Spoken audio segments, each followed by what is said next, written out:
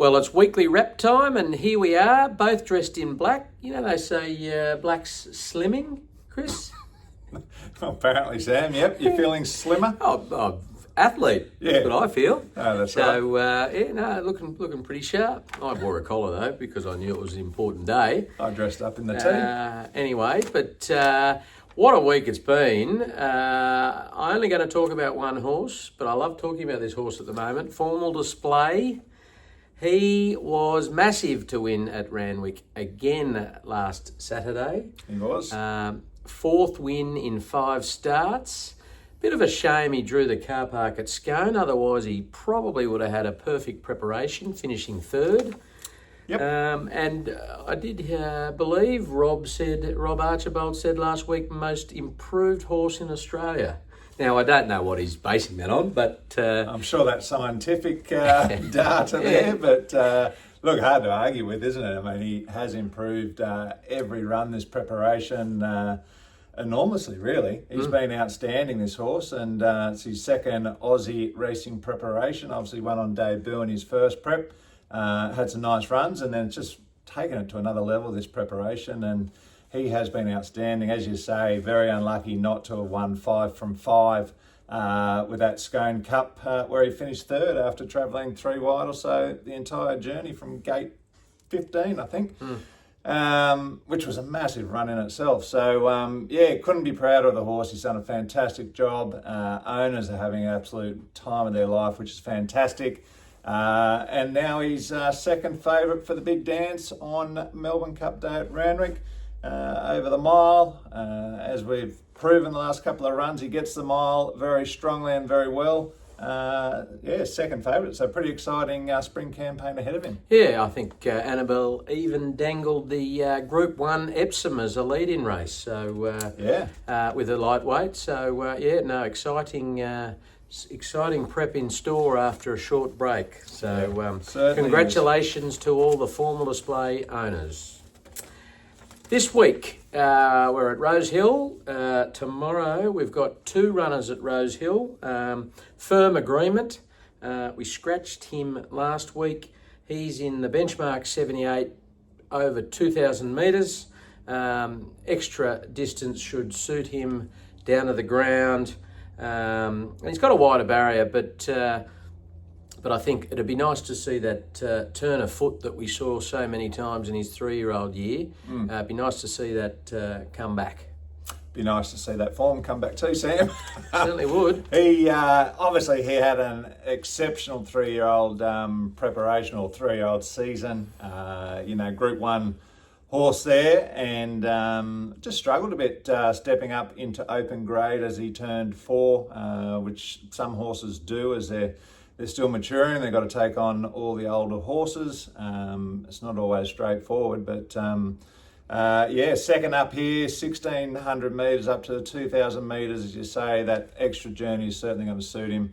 What are we, soft 5? Hopefully we get to a 4 tomorrow. It'd be nice. And love to see him take another step forward. I'm sure he'll improve for this run as well. And I expect him to take a step forward too from that last outing, without a doubt. I was just thinking when you said struggled to step up when stepping up to open grade, a bit like your rugby career, Chris. Oh, please. That is a cheap shot if I've ever heard one. Second runner for tomorrow at Rose Hill, Sir Artie. Again, scratched from a wide barrier last week. Actually, Firm Agreement wasn't in a wide barrier last week, actually, but it was just the... didn't want to stick at the 1,600 metres, thought it was better to step up. But Sir Artie, he's drawn barrier 9. Molly Fitzgerald, who rides him at home on board. And we just thought, Annabelle and Rob, really happy with how he's going. And although he hasn't got a great record first up, they're hoping he will hit the ground running and be very competitive tomorrow. Yeah, it's a funny one tomorrow. And again, it'd be good for him if we get up to a 4 as well. He loves it dry. Almost dry, the better for him. I think he's about 34 to 1. He's first up off 1 trial, so and given his history, he's certainly going to improve with a run or 2 under his belt. But 34 to 1, I think that's pretty juicy odds. He might be worth a sneaky $1 or $2 Oh, on the place. Come How on, about Chris, that? you've On the made place. it, you've I made didn't go for the win. I went on the place. yeah, well, you know that's not going to happen for me. Can't help yourself. And he did smoke formal display last preparation, so It's good form. good form. So He's been a fantastic horse. I think, what's he going for? Am I right in thinking he's going for about his 8th win or something like yeah. that? Yep, I Thereabouts. think that sounds about right. I know he's a great horse, and very excited to see him get going tomorrow. Yeah. Then Monday we have Bavaco at Nowra. I think we talked about him last week. Look, he's had a bit of a mixed preparation. He was pretty good early on. That's fair to say. Got a really eye-catching win, and then has been a little bit disappointing, but also probably hasn't had Very the greatest unlucky of too. rides Yeah. the last couple. So we're hoping he's probably at the end of his preparation after this. So we're hoping he can go out with a bang. Yeah, that's right. I think, 2 starts back, probably wasn't Keegan Latham's best ride. Sort of rode him upside down. But he put the hand up. He certainly learnt from that.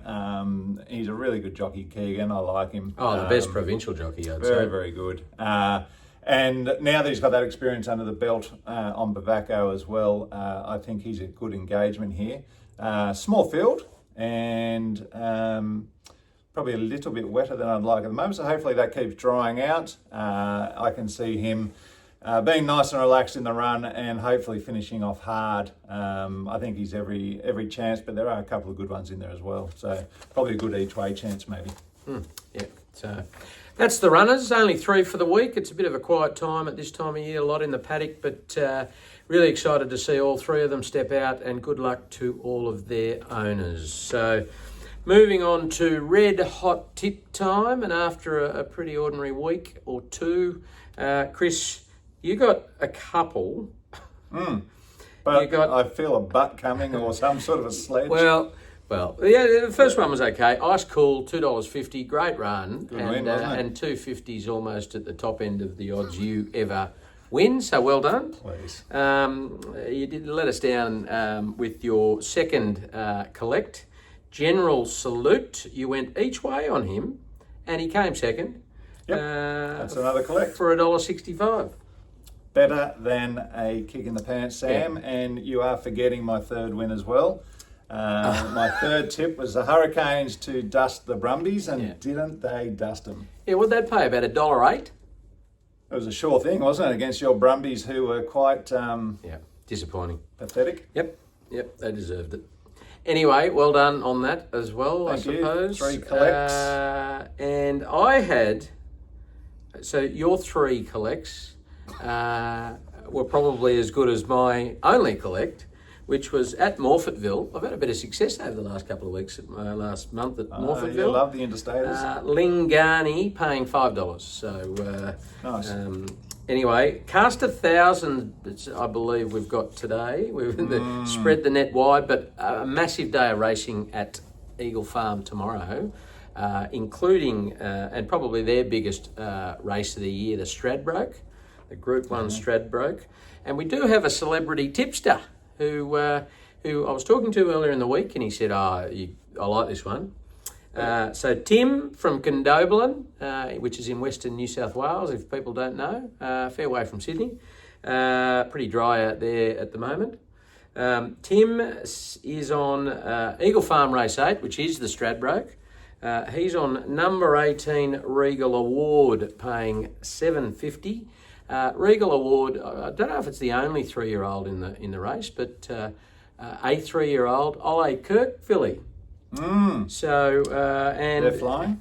They are flying, and we won't talk about it now, but I believe we've probably got a release next week. A new release of a yearling, an Ole Kirk filly. So, but Tim is on number 18 Regal Award, paying $7.50 in the Stradbroke. And before I give you my cast of thousands, I'll ask for your cast of thousands. So we need to be quick. Well, good luck, Tim. I started off actually thinking I might get a couple of tips at a few different locations, but I started at Eagle Farm and I got on a roll and I actually stayed there. So race 1, number 4, War Eternal. These are all for the win, I think, pretty much. Race 2, number 1, Marfiano.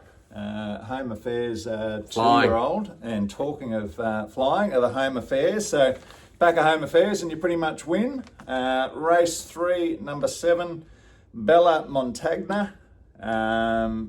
Race 6, number 8, She's Got Pizzazz. I think it's a good, another really good winning chance there. Handles the wet track of what they're going to have up there.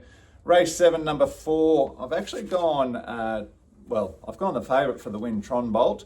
Again, handles the wet and is a very talented horse, a Toronado. And I've also gone for the place in the same race, 2 bets,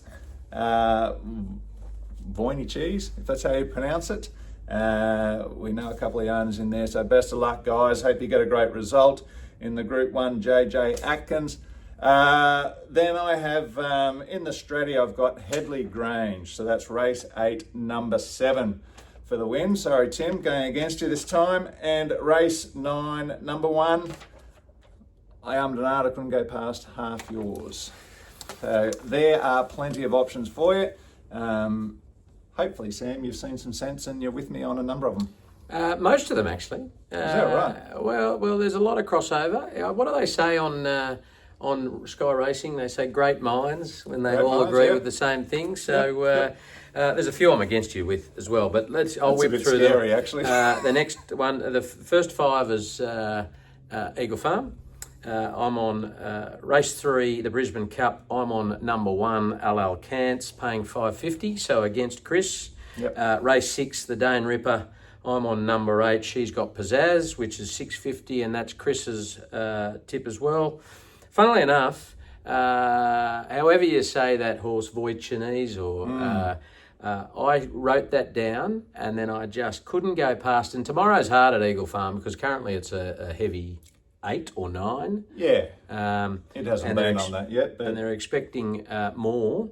So I then changed to number 4, Tron Bolt, who's only paying about $2.30, but I like your idea of the place bet. So yeah, so daughter of Pinatubo. I think it's one on the soft. So if I remember correctly, so who knows? Bit of and a I know you gamble, talked about the owners in it that we know. Also, Nicky Olive down at Queanbeyan. Yep. He's trained some Triple Crown horses in the past. Yeah. And he's a good fella. So that'll be great to see.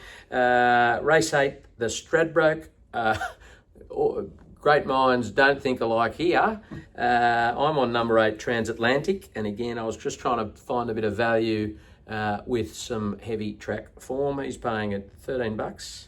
And Tony Gollan's been saying all week he's got to win a Stradbroke. So I suppose that means he probably won't. Race 9, the Hong Kong Jockey Club Whirlpool Q22. I'm on number 1, Half Yours, same as Chris, paying $3.30. And I know you won't be on these two because they're not at Eagle Farm. No. Randwick, race 2, the Midway. I don't normally have a crack on the Midway, but that was hard work. I think more dollars on this horse than any other Metro meet tomorrow so far.